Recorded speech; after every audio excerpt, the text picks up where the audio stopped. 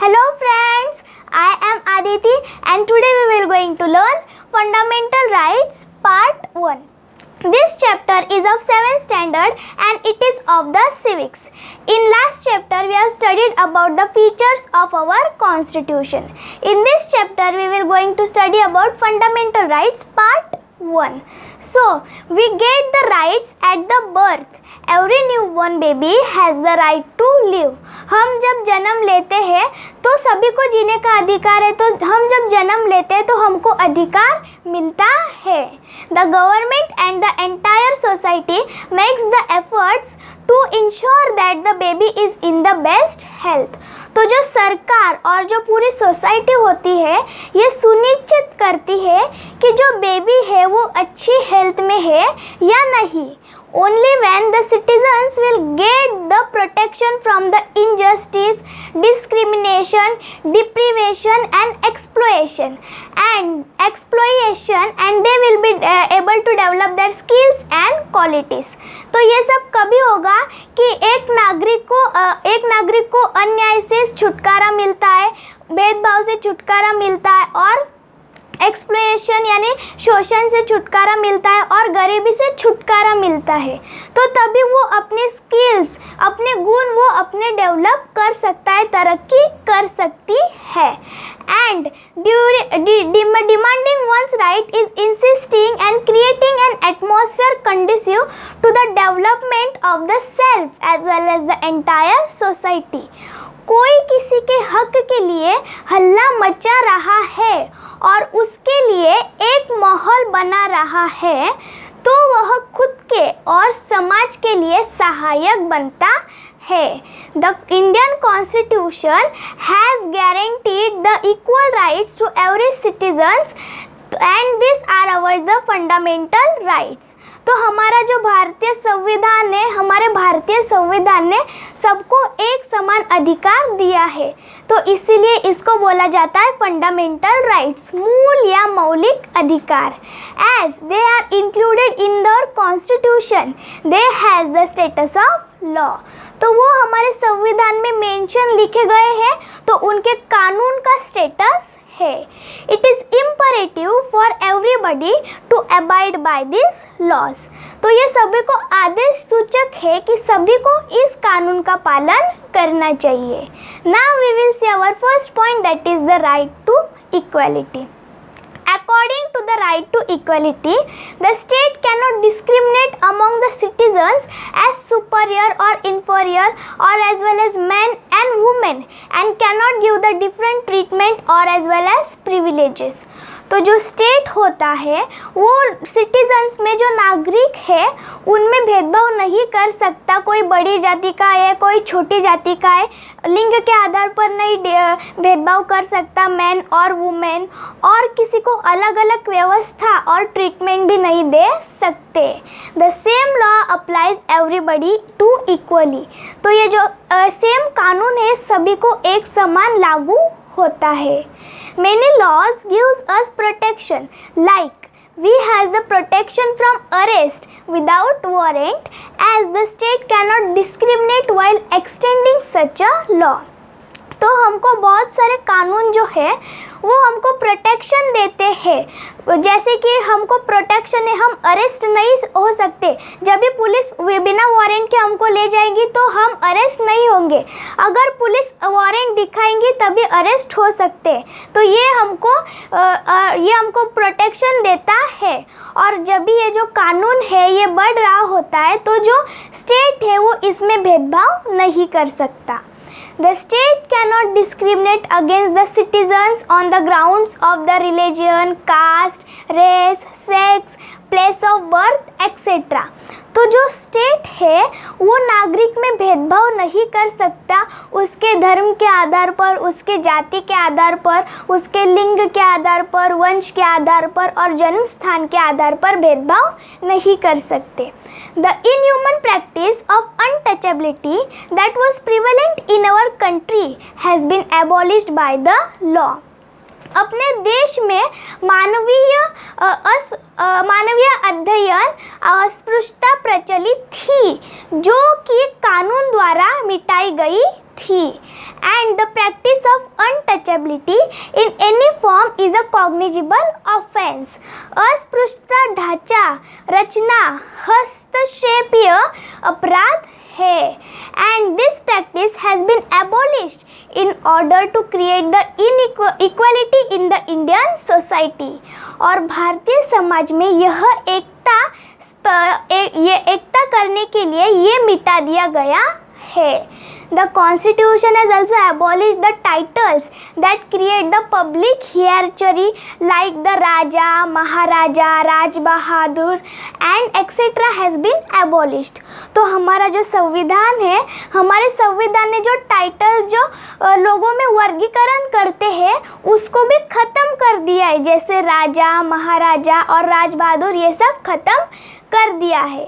The Constitution prevents the state from conferring the titles that nurture inequality and draws the wedges in the social unity। संविधान निर्धारित करता है, रोकता है कि प्रदाता उपाधि दान देने वाले असमानता उच्च नीच की बढ़ावा देते हैं, सामाजिक एकता को नष्ट कर देते हैं। But the state confers the awards like Padma Shri, Padma Bhushan and Padma Vibhushan for the different contribution in the fields। लेकिन जो state होता है वो अलग अलग अवार्ड्स प्रदान करता है, जैसे पद्माश्री, पद्मा भूषण, पद्मा विभूषण, क्योंकि उन्होंने अपना योगदान दिया है बहुत सारे कार्यों में। Medals of honour like the Param Vir Chakra, Ashoka Chakra, Shaurya Chakra are awarded in the peoples who are in the armed force. जो मेडल्स होते हैं परमवीर चक्रा, अशोका चक्रा और शौर्य चक्रा, ये किनको दिए जाते हैं कि जो आर्मी फोर्सेस, आर्मी में काम में होते हैं उनको दिए जाते हैं। Such awards don't bestow any special rights और privileges who have received them, it is just only their contribution in different fields. तो ये जो ऐसे अवार्ड्स होते हैं ये उनको कोई स्पेशल अधिकार या कोई स्पेशल जो व्यवस्था होती है वो नहीं देते हैं जिन्होंने इसे लिया है। ये सिर्फ हमको बताता है कि उन्होंने अलग अलग फील्ड में अपना योगदान दिया है। Now our first point gets completed, that is the right to equality। Now we will see our second point, that is the right to liberty। This is very important right given by our constitution। It as a Indian citizens we has the right to freedom of speech and expression, freedom to form association and freedom to form assembly, and then freedom to form the association, freedom to move freely in any part and any territory of India, freedom to settle and reside in any part of the India, and freedom to practice any profession or business as well as trade in any part of the India।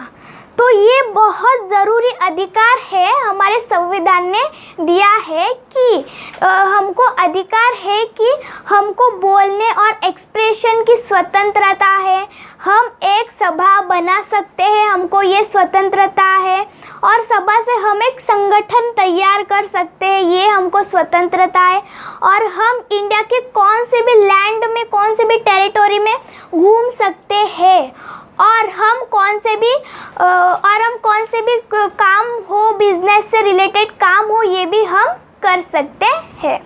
The Constitution has given us many rights, but we have to exercise this responsibility। हमारे संविधान ने हमको बहुत सारे अधिकार दिए हैं, लेकिन हमको ऐसे रिस्पॉन्सिबिलिटी, हमारी जिम्मेदारी है कि हमको ऐसा काम करना चाहिए और नहीं करना चाहिए। We should take care that the others should not be get affected through our behavior। तो हमको ये ध्यान में रखना चाहिए कि हम जैसा व्यक्त कर रहे हैं उससे दूसरों को कोई कोई नुकसान ना हो। We has the freedom of expression and speech, but we should not speak or write anything that might be incite anybody to violence. हमको बोलने की स्वतंत्रता है, तो हम ऐसा कुछ ना बोले या ऐसा कुछ नहीं लिखे कि जिससे दूसरों को कुछ अफेक्ट हो जाएगा और उससे एक दंगा हो जाएगा। The right to liberty in the Constitution has guaranteed us the freedom of speech and movement, and it also gives the security to keep us safe. And it is not denied to everybody. It is not denied to anybody. It is given to everybody.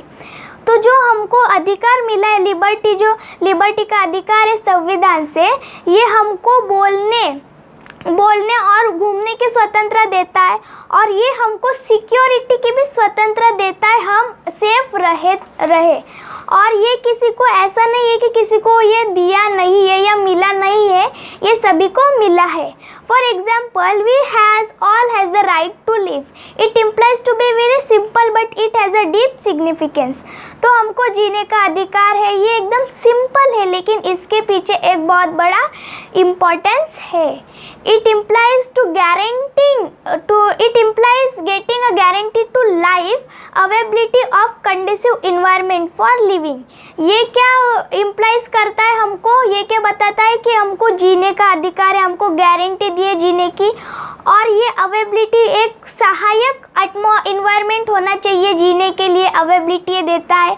Nobody can take away another's life. No person can be arrested and detained without any reason. तो कोई भी किसी के जान नहीं ले सकते और कोई भी पर्सन को अरेस्ट या बंद कर नहीं रख सकते बिना कोई वजह। Now, nobody can be arrested, nobody can be punished twice for the same offense. Before being punished, the allegations against a person has to be proved. तो किसी को भी किसी ने एक गलती की है तो उसको 2 बार सज़ा नहीं मिलनी चाहिए, और पहले सज़ा देने से पहले उस पर जो अपराध है उस व्यक्ति पर, उसको प्रूफ करना पड़ेगा। The courts have to perform this task. The police collect the evidence against the accused and put the case in the court. तो ये काम कौन करती है? ये कोर्ट करता है। पुलिस क्या काम करती है कि पुलिस प्रूफ, एविडेंस कलेक्ट करते, एविडेंस जमा करती है उस अपराधी पर्सन के विरोध, और ये कोर्ट में केस कर देती है। Even if the person does not accept that he has committed a crime, he is not punished immediately. तो अगर फिर भी जो व्यक्ति उसने एक्सेप्ट नहीं किया कि मैंने क्राइम कमिटेड किया है, तो उसको जल्दी से पनिशमेंट नहीं मिलेगी। The allegations have to be proved legally. तो ये जो एलिगेशंस है, अपराध है, ये लीगली कानूनी तरीके से प्रूव करना पड़ेगा। This judicial process takes time, but it is necessary that an innocent person does not get the punished. तो ये जो कानूनी प्रोसेस है इसको टाइम लगता है, लेकिन ये ऐसा नहीं होता कि बेकसूर जो व्यक्ति है उसको पनिशमेंट मिल जाए, तो इसलिए कानूनी प्रोसेस टाइम लेता है। The right to liberty now also includes the right to education.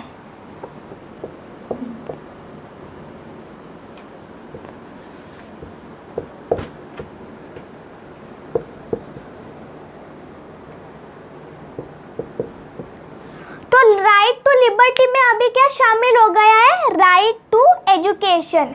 The children between 6 and 14 years of age are entitled to get the education as a fundamental rights. तो जो बच्चे 6 और 14 वर्ष के बीच में है, उनका अधिकार है कि एजुकेशन पर उनका अधिकार है as a fundamental right, as a मौलिक अधिकार। Now our second point is also gets completed, that is right to liberty. In it include the right to education. Now I am roughing this.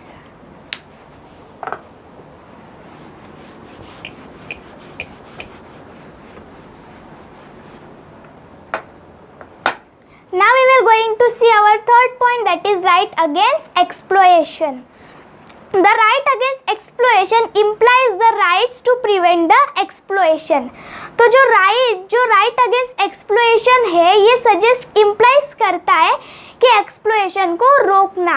While the Constitution has banned all types of oppression through the right against exploitation, it has also made the special provisions to prevent the exploitations of the children. तो हमारा जो संविधान है, हमारे संविधान ने ban किया है सभी टाइप्स के जो ऑपरेशन है, कार्य है जो कि राइट अगेंस्ट एक्सप्लॉयटेशन के हैं. तो हमारे संविधान ने एक स्पेशल कानून भी बनाया है कि एक्सप्लॉयटेशन को रोकना, जो बच्चे एक्सप्लॉयटेशन करते, शोषण को रोकना.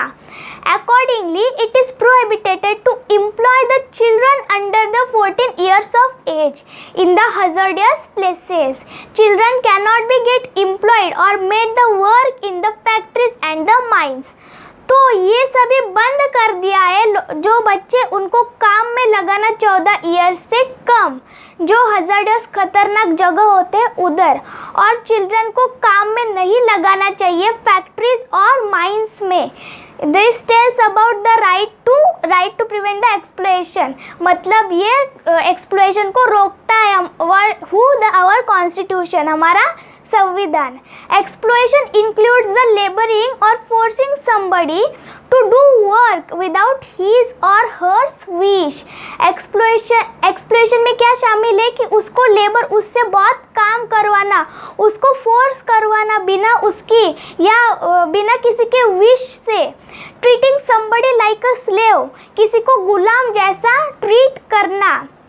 and making them the excessive or strenuous work, उनसे बहुत ज़्यादा और बहुत कठिन परिश्रम करवाना. Generally the women and the children and the weaker sections of society are powerless people and they are to be made exploited. तो जो वुमेन्स, जो चिल्ड्रंस और जो वीकर सेक्शन सोसाइटी जो होते हैं, ये पावरलेस होते हैं. तो ये तो इनको काम में, शोषण में लगवा दिया जाता है. This right enables us to stand up against any kind of exploitation.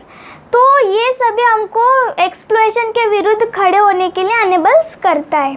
So our third point is also gets completed, that is right against exploitation. So our lesson is completed, that is fundamental rights part 1. We will going to learn fundamental rights part 2 in the next video as well as next chapter. So we have learned that every newborn baby has the right to live. The government and the entire society makes efforts that the baby is in the best health. In the first chapter we have studied about right to equality. The state cannot discriminate amongst any citizens as the superior or inferior as well as men and women. Many laws gives us protection, like we has the protection from the arrest without warrant, and also the state cannot discriminate while extending such a protection. And the inhuman practice of untouchability that was prevalent in our country has been abolished by the law. And our constitution has also abolished the titles which create the public hierarchy like the Raja, Maharaja, Raj Bahadur has been abolished. And that state, and we have learned our second point was the right to liberty. We has the freedom of speech and expression. We has the freedom to assembly, and we has the freedom of the association, freedom to move in any part or territory of the India, and we has also the freedom to reside or settle in any part of the India, and also we has the freedom to choose any occupation as well as business in any part of the India.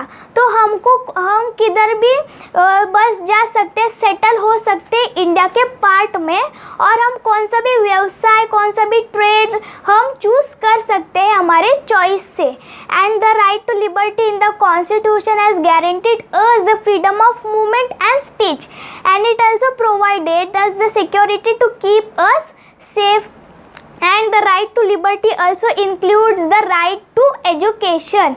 All children between 6 to 14 years of age are entitled to get an education as a fundamental rights. And we currently learn about the third point, that is right against exploitation.